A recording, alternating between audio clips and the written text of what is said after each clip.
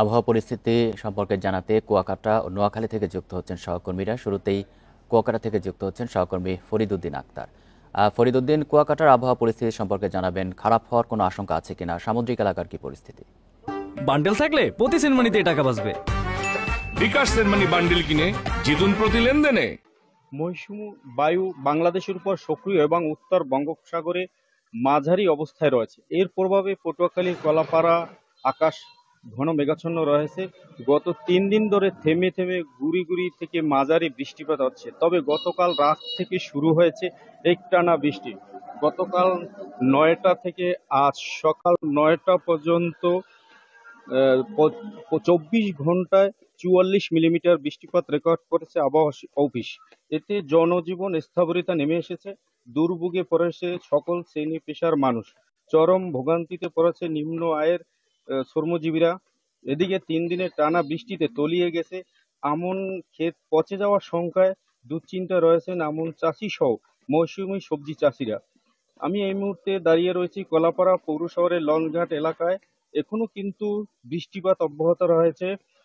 এছাড়াও নদ নদীর পানি কিছুটা বৃদ্ধি পেয়েছে।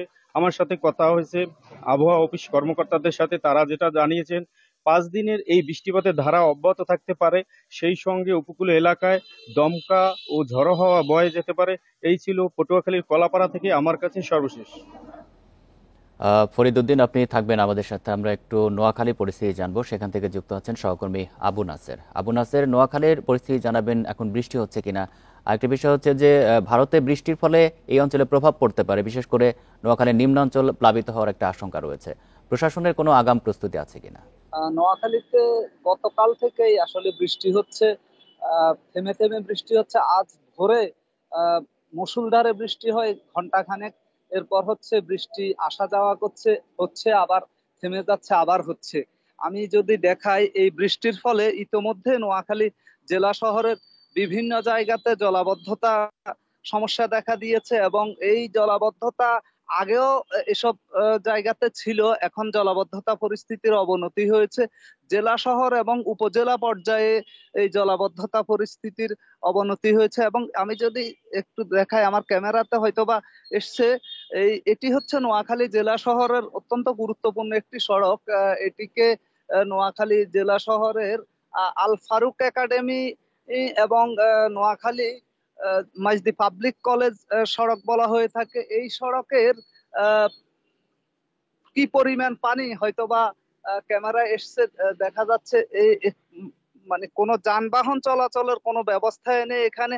এতটাই পানি যে চিহ্ন দিয়ে রাখা হয়েছে, গাছ দিয়ে বিপজ্জনক, বিপদের চিহ্ন দিয়ে রাখা হয়েছে। পুরো সড়কটি একেবারে মানে পুকুর হয়ে আছে বলা চলে, এতটাই নাজুক অবস্থা। এই পরিস্থিতি নোয়াখালী জেলা শহরের প্রধান সড়ক ছাড়া প্রত্যেকটি সড়কের এত বড় বড় গর্ত তৈরি হয়ে আছে, এবং সেই গর্তগুলোর মধ্যে এতটাই পানি জমে আছে, খুবই বিপজ্জনক। না জেনে নতুন কেউ এখানে পা ফেললে কিংবা যানবাহন নিয়ে যাওয়ার চেষ্টা করলে বড় ধরনের দুর্ঘটনার সম্ভাবনা রয়েছে।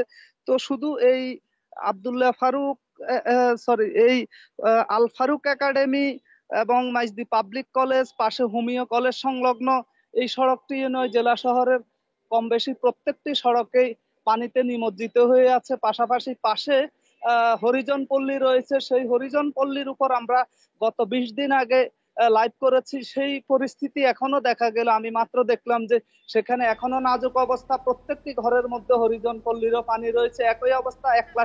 আবু নাসের, আপনাকে ধন্যবাদ। কুয়াকাটা এবং নোয়াখালী থেকে জানাচ্ছেন আমাদের সহকর্মীরা।